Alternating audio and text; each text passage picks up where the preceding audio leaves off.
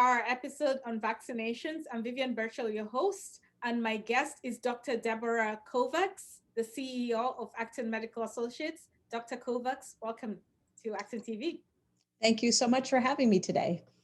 So I know I just mentioned your name, but could you please tell us more about yourself, who you are, and what you do at Acton Medical Associates? Sure. Yeah, so I'm the CEO and Chief Medical Officer at Acton Medical Associates. So I help to run the day-to-day goings on of the practice, make sure our clinical protocols are all in place. And it's important for us to make sure that we're following all the guidelines that the state and CDC puts out. So that's one of the things I've been working on this year in particular. Well, this past year has been so difficult with COVID-19, but we're seeing a light at the end of the tunnel with the vaccines. And I know that Acton Medical has been administering different vaccines to different people. So what vaccine are you administering, and how did you come to the decision to choose this vaccine? We have the Moderna Covid19 vaccine. So that comes in doses of 10. The reason that we have the Moderna instead of the Pfizer vaccine is that basically it's easier to handle. So the Pfizer vaccine needs to be kept extremely cold and comes in more than 900 doses in one package. And so Moderna is a lot easier. It comes in 100 doses. So for us as a private practice, with limited refrigerator and freezer space, Moderna makes a lot more sense. And also the Department of Public Health chooses for us which one they'll send us. So part of the decision is up to the state. And the first people you vaccinated were your own staff. So how much of your staff has been vaccinated at this point? About 80% of our staff has been vaccinated. So we've had a really good interest in the vaccination at Acton Medical. Initially, some people were a little bit uncertain, and then they saw that their colleagues were getting vaccinated and doing fine. And so they jumped on the, jumped aboard and joined in, which was great. And as part of your community service, for lack of a better word, you probably have a better term for it, you have volunteered to some vaccines to members of our community. Can you tell us more about that? Sure. When we received our vaccine, we really received more than we needed for our employees. And so we pretty quickly started to reach out to the community, knowing that the vaccine is really important and also sometimes difficult to obtain. So we decided to look within the phase 1 guidelines and see which local Acton groups we could help out. So one of the obvious groups was the Acton Boxborough nurses, since they'll be vaccinating some of their staff too. And so how did you create this partnership with the schools? Dr. Chris Cooper is the school physician at Acton Boxborough, and he's also a pediatrician at Acton Medical and the pediatric department chair. So he right away mentioned that that was an avenue that we should take. So it was a pretty easy connection to make, and the AB nurses seemed to be very grateful too to have that help. So how many AB school nurses have been vaccinated so far? So far 10. So we've had 10 nurses come by and get vaccinated here at Acton Medical. And you also spread out to the town of Littleton, right? Yeah, we did. So we offered vaccine to the nurses in Littleton. So we were trying to make sure that we were, evenly offering it to the local school systems that we work with. Some already had other ways to obtain the vaccine, but we did offer it to them. And in fact, I think we've offered vaccine to more than 50 individuals that fit phase 1. So not just at Acton Medical, but in the community. Oh, excellent. So has anyone experienced any allergic reaction? Just minor reactions. We've had nothing serious. So like you might normally expect when you have a vaccine, like a tetanus vaccine or flu vaccine, sore arm was probably the most common thing we heard about. A slight rash was not unusual, but really worth it for the benefit that you get from having the vaccine. And then one of the many of the questions that the community has had is, how long is this vaccine good for? Is there any definite answer to that? We're not sure yet. The original participants in the trials, though, still seem to be protected. And so likely many months, hopefully longer, but that still remains to be seen. But certainly enough protection to get us through many months to come.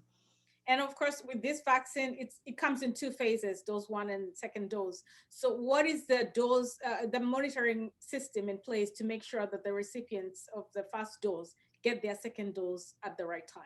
Mm-hmm. So we have a spreadsheet that we keep of the individuals that receive the dose, and then also when they're due for the second one. The dose needs to be given no sooner than 28 days, but we have a little bit of flexibility after that. So within a week or so is what we're allowing for people to get the second dose, because it's hard to be sometimes exactly on time. But anyone who comes in and gets their first dose, we ask them to really commit to being available for that second dose, since that gives them the more full and robust protection. So we have a spreadsheet. As we start vaccinating our patients, we'll have an internal scheduling system that is robust and tracks people. So we'll be texting and calling and even just setting up that second appointment when they leave the building. So is there any information on what could possibly happen if somebody fails to take their second dose? We're not sure. So it seems like the protection from the vaccine is less if people don't get the second dose. The study participants were compliant and got their second doses. So we don't have a lot of data on that yet, but certainly it's likely to be less effective. So it's important to get the second dose if at all possible. Do you have a feel for when the children's vaccine might be out? Yeah. Oh, we can't wait to vaccinate as many people as we can. Right now, the data is not clear. Johnson & Johnson has another vaccine coming out up for the FDA approval. So that's still uncertain about what age they'll set for that and whether it'll be approved. But like most vaccines, as they go forward, the age range will likely drop. But at this point, we're not sure. I'm sure the community is eager to know, and so are we. So as soon as it's available and acceptable to provide a vaccine to the school age individuals, we'll certainly do that. Yeah, one of the things that has happened through the pandemic has been so many myths about COVID-19 and about the vaccine itself. So what are some of the myths you've heard? Mm-hmm. Well, I guess about the vaccine in general, people are questions we've had are that it could give you COVID, which is absolutely not the case. There's no virus in the vaccine. So getting the COVID-19 vaccine doesn't mean that you could catch COVID from it. So it's a really safe vaccine. I think some people also think that because it's new, that it must not be safe. But it's really past the rigorous safety protocols that are required by the FDA. So, I've had my vaccine. I'm confident in its safety. And so I think one of the myths probably is that the vaccine might not be safe, but I think we're confident that it is. COVID-19 myths, we've heard people say that they think they cannot get COVID again once they've had it. And people can get COVID again, and it's really important to be as careful as possible. So if someone does have COVID or thinks they have COVID, they need to be really particularly careful about not letting down any of their safety processes. So making sure they wear their masks and so on. It's tiring. We're all tired of doing this for so long, but it's really important to keep each other safe and our community safe by sticking with those safety protocols. So it's definitely worth doing that. You've answered one of the questions I was going to ask. I was going to ask whether you had been vaccinated. But anyway, are there any final words you have for our viewers about the COVID-19 vaccinations and about COVID-19 in general? Yeah.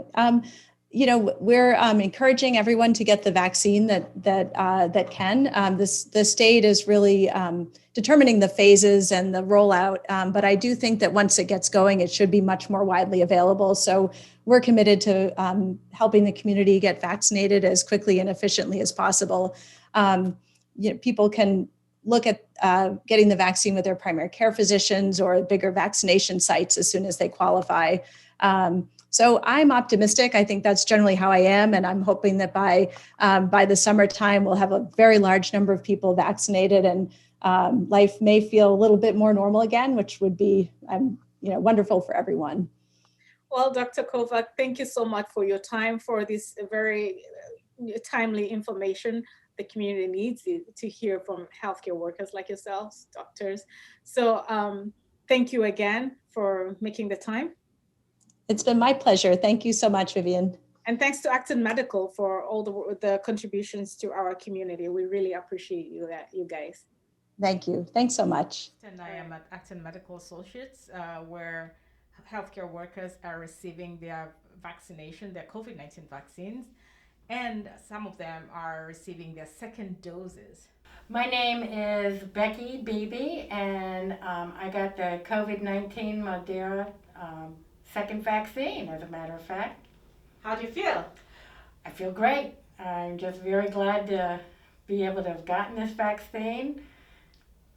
All right, and anything you want us to know about the whole experience for how you were selected and how you got the vaccine? Well, yeah, it was kind of funny. They chose me. Acton Medical chose me to be the first person to receive the vaccine. I was very honored.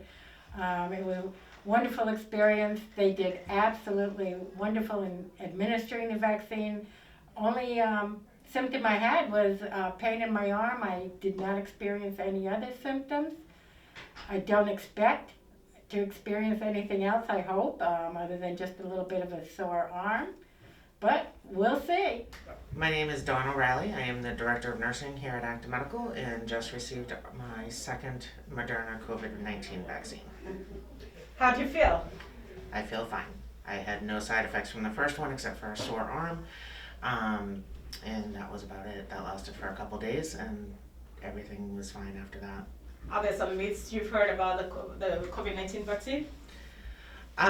There's a lot of myths out there. It's hard to determine which ones are true and which ones aren't, but they're all, I think everyone just needs to do their research, and the only way I think we're going to battle the pandemic is for people to be open and think about getting the vaccine for themselves, for their families, for everybody. What are some of the ways that Acton Medical prepared you to receive this vaccine?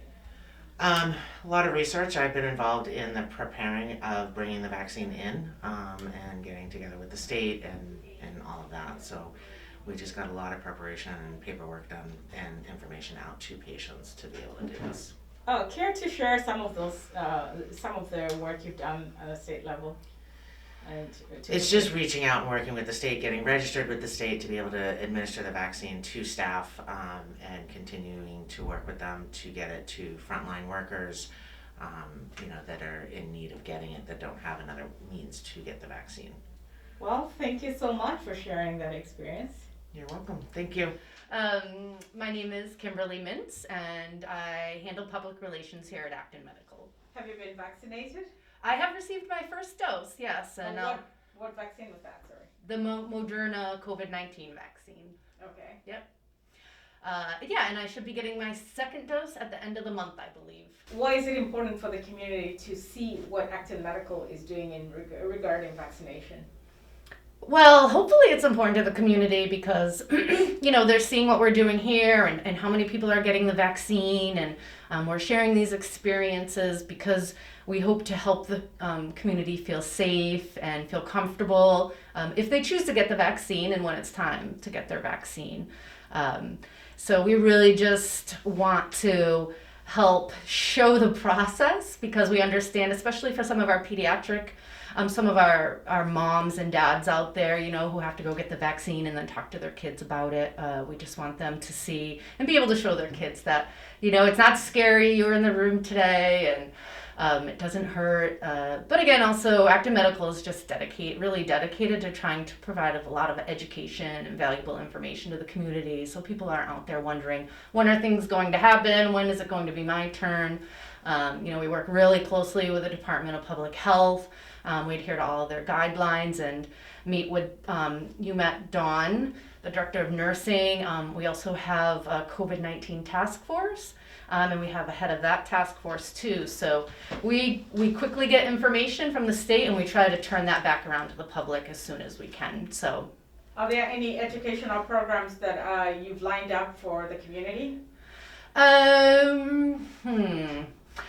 We've been providing a lot of content, so we work hard with our physicians, put together some of our own content to help educate the community, but mostly it's virtual, it's online, so there's a lot of materials to read right now. We have been partnering during COVID-19 with First Connections in Acton, and the Silver Unicorn Bookstore in Acton as well. We've done some new moms groups where we've talked about the new normal and return for moms returning to work, after maternity leave. What's that like during COVID-19? So we worked on that with First Connections. And Discovery Museum as well. We sponsored their speaker series. And I know that at the end of last year, they started pulling in speakers who could specifically talk about the science of COVID and, dealing with it in the community. So those are a few of the things that we've done so far. And, we're just constantly working to put together information. I update our website. I meet with the director of nursing and am on the COVID task force meetings every week. And I'm just constantly trying to pull information to say, what is it everybody's looking for right now, so that we can not only help them feel safe, but comfortable and open up the doors for conversation so they know they can come to us with any questions.